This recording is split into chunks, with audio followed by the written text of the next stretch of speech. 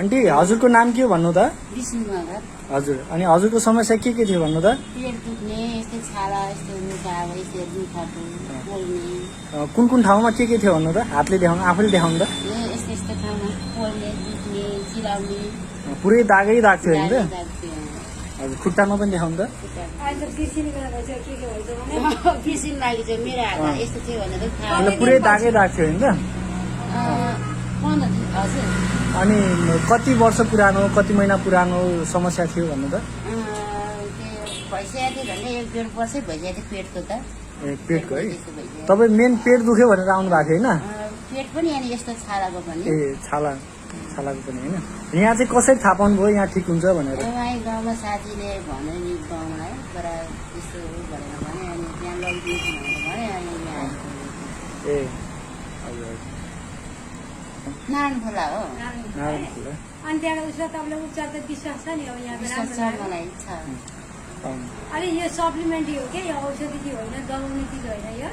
यसले चाहिँ सिस्टमलाई नै बलियो बनाउने भएको भएर यसलाई चाहिँ अलिकति अनि अहिले पेट दुख्ने गर्ने केही छ कि छैन? दुख्दैन अहिले, पहिला भन्दा धेरै विषेक भएको, हातै विषेक भएको, पेटै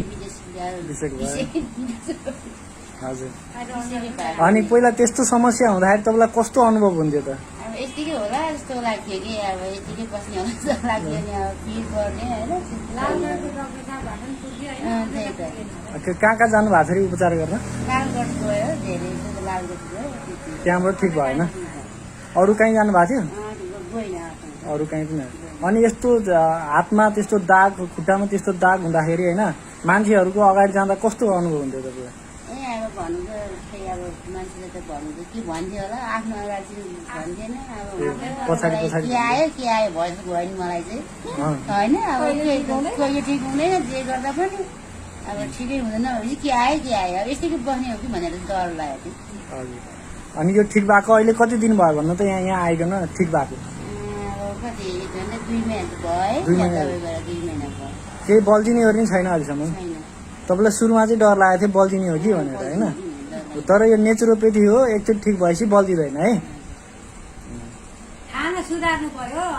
खाना बार्नुपर्छ, खाना सुधार्नु होइन? अब त तपाईँ नर्मल भइसक्नु भयो होइन?